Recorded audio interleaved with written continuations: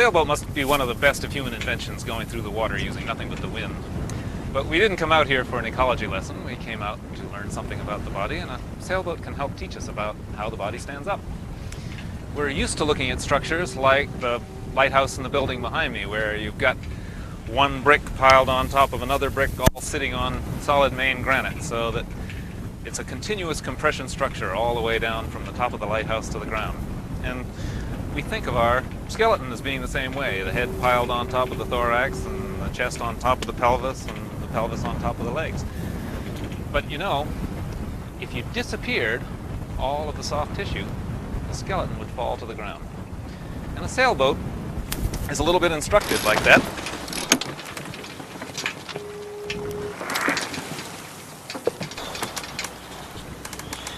A body is more like a sailboat than a lighthouse.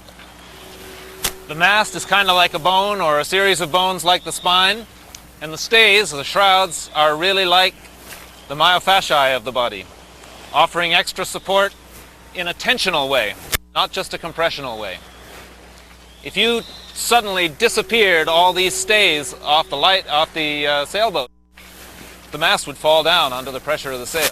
You really need these guys on this side to keep it tight. If we went over and waggled the shrouds on the other side, you'd see that they were very loose. But when we turn the boat the other way, they'll be tight again. Same thing is true of the body. If you look at this structure here, this is kind of taking the sailboat idea to an extreme. These tensegrity structures were invented by Kenneth Nelson, a sculptor, and popularized by Buckminster Fuller, a designer in the 1960s. It works off a whole new geometry. But if you look here carefully, you'll see that the dowels are supported in a balanced way, without even touching each other, by the balance of the rubber bands. And the body is very much the same way. If you disappeared all these rubber bands, all the dowels would clatter to the floor. And the same thing is true of the body. If you disappeared all the soft tissue, all the bones would clatter to the floor. We have this kind of illusion because we look at those skeletons in the classroom. They're all wired together, so we think of the skeleton as a solid framework on which the muscles work, but it's not that way at all. The bones float in the soft tissue in the same way that these dowels float inside the rubber bands. Now, when you start to look at these structures, they have a bunch of interesting properties that are very much like the properties bodies have. If I create a shortness in this part of the soft tissue, you can see that the whole structure deforms in a way. Let's see if I can keep it still enough here so that you can see that. See how the whole structure goes? So I could have a shortness over in this part of the body and be complaining of pain over in this part where it's changing. The same thing is true of structural body work. You can have somebody saying, oh, the pain's in my neck. And I start to work over here, and they say, no, the pain's up here in my neck. I say, well, that may be where you're hurting, but this is where the problem is. This is where the shortness is.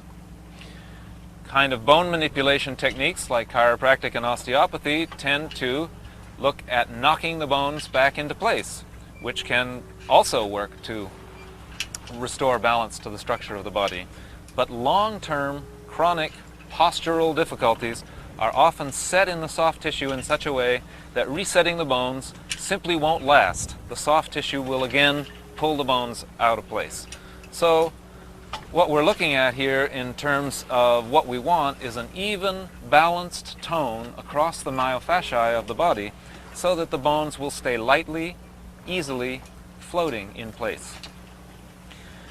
The Anatomy Trains theory is looking at how the myofasciae of the body cover the bones, not just this muscle going from here to here, but in the series of continuous rubber bands that work their way around the human structure, which is a good deal more complicated than this structure, so that we can achieve the kind of balance that leads to ease and harmony and a lack of pain.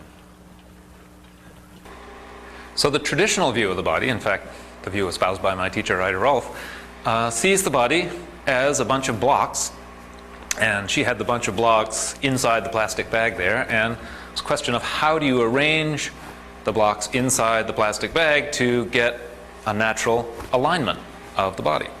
And that's a powerful image, but you can get even more powerful about the effectiveness of myofascial work if you look at the geometry, at the balance in the geometry between tension and compression. So, next slide, please. If you consider the body as a bunch of blocks, then you want to line those blocks up, boom, boom, boom, boom, on the gravity line. And if you're leaning back, it'll go into tension on the front. And if you lean forward, it'll go into tension on the back. So we begin to see the guy wires that are holding the skeleton up as beginning to be important, but we can get even a little more sophisticated than that. Following on that traditional way of looking at the body, if you look here, what we have is a block of wood sitting on a horizontal block of wood going down to the 2, and the lines that are drawn on there are showing how the stresses go. And of course that's very similar to how the spine sits on the pelvis, sits on the legs, and you can see in the lines of stress drawn in there, you can see the sacrum defined in the compression here, that kind of triangle. You can see the pelvic floor defined in the tension that goes underneath, and you can even see the femoral heads defined in the compression that's coming up from the other legs. You can see a very similar thing here, and an actual cut through the pelvis, how the sacrum sits down on this block of wood, which sets down into there, and both the soft and the bony tissues arrange themselves in that way. But now here's a little more sophisticated in the sense of the balance between tension and compression. More sophisticated in this case is 1938. You see the body segments lined up here, but the MCs are the muscle centers. The muscle centers counterbalance the tendency of the blocks to curl up into the fetal position, and so there's one on the bottom of the foot, one on the back of the leg, one on the front of the thigh, in the butt and the lower back, the chest and the neck. And the figure on the right gives us an example of what can happen if that starts to get out of balance. What you get instead is tightness in the shins, tightness in the hamstrings, tightness in the groin, tightness in the mid-back, tightness in the throat. Okay, so this slide shows us what we were looking at on the boat, but more precisely, exactly how the mast of the spine is arranged like a sailboat. If you look at the boat there, you have the two shrouds coming from the front of the boat up to the top of the mast, and then in our case the scalenes going down to the gaff of the first rib, and the rib cage is like the sail, and then the sail is from the boom, which would be the bottom of the rib cage, is sheeted back to the hull of the pelvis by the rectus abdominis. So we really are arranged like a sailboat, and that allows the mast to be thinner and lighter than it otherwise would have to be. But it's still a continuous mast from the head down to the sacrum, and ours is a segmented spine. So let's look at something even a little more dependent on the tension. This is a beautiful structure constructed by a German architect named Otto Frey. What you're looking at here is almost like the stem of a plant. In fact, he was looking at how do sunflowers turn and face the sun as the sun changes in the sky all day. And he came up with this kind of structure where what you've got is a series of independent segments that fit into each other like a ball into a socket, or one golf tee into another would be the closest thing I could think of. And around each golf tee is a plexiglass circle, which they cut into triangles with holes drilled through it. And say you start in with 12 lines going up through this thing. The 12th one ends at the last circle. But the 11 keep on going through, and then the 11th one is tied off here, and the 10th, 9th, 8th, 7th, 6th, 5, 4, until you get to the top one, which only has that last cable, which has gone all the way up the inside here. Now, you have a mess of cables down here. You have 36 cables. I did 12. I don't know how many this is, but I'm doing 12 for a reason. You have 36 cables down here. You've got to tie up all those cables around drums, but if you did that by winding this drum, this drum, this drum, this drum, this drum, you could take this tent mast and put it anywhere you wanted it to be in any shape. And our back does the same thing. You kind of get in under the cupboard under the sink, and then you look around till you can see the nut, and then you go back that way so you can get your arm in, and then you put your arm in and get the drain off the bottom of the thing. There are muscles like this, the iliocostalis in your back, that do exactly this kind of thing from rib to rib to rib, and allow your back to stabilize itself in whatever godforsaken position you have to get it into to do whatever chore you have to do on a Sunday afternoon. So this more approaches what a spine is in terms of the balance between tension and compression, because here first, this is the first structure that we've seen that if we cut all the wires, it would fall down. And that's the same is true of your spine. And we can go even a little farther down that road. These structures are called tensegrity structures, and were invented by Kenneth Snelson, an artist, and popularized by Buckminster Fuller. And if you look at this structure, you can see that none of the sticks are touching each other. They're all held in place by the balance of the rubber bands, or wires, or whatever they used here. This is quite an amazing structure, and as you can see, it's amassed kind of like the spine, and none of those wooden things are touching each other. They stay right where they are on the balance of the rubber bands. So I brought a couple of these models in for you to look at. Why don't you play with this, pass it around, and I'll talk to the people in video land with this one. As you can see, the bones, the dowels, are floating in the balance provided by the rubber bands. In fact, you could say that the dowels are pushing out against the rubber bands, and that's the conception of the bones in the myofascial meridians theory. And these rubber bands that go continually around the whole structure are the myofasciae, the myofascial meridians.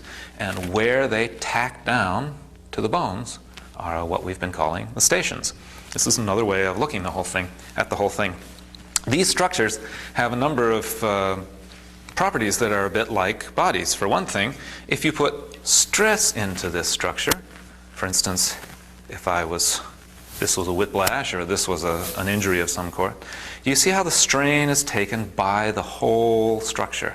It's not right where the impact comes. The impact is distributed through the myofasciae all over the structure, and of course these rubber bands are the pathway by which the strain is distributed. The other thing is, look at these two dowels here that are parallel to you. If I push these two dowels together, the other two dowels are going to go apart, right? The ones that are parallel to you, watch. As I push these dowels together, the other dowels come together too. You can see it that way also. Bodies act the same way. If you put strain and stress into one part of the body, the whole body shrinks. It shrinks in height, it shrinks in width, it shrinks in depth. It doesn't have to shrink in all three of them, but it can. And as you unravel the body, as you unwind the body, as you let go of the strain in the myofasciae, what you see is an expansion that happens all over the body. You get an expansion in width, an extension in depth, and an extension of height that Rolfers tend to call lift.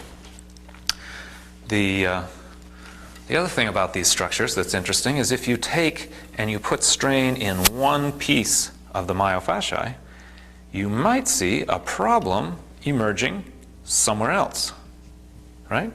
Not anywhere near where the problem is, because as the strain takes itself around the structure, the pain may end up somewhere else. So that's another thing in myofascial work that we look at is you might be working quite far from the site of injury or the site of pain.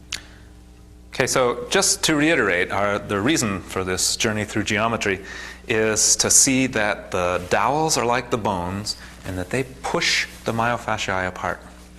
And the myofascia are like the rubber bands that are holding the bones in place. And in this conception, and the power of this conception is that you can see how balancing the myofasciae will set where the skeleton sits. So that we can really powerfully change the whole structure, myofascial and skeletal, by working with the myofascial system.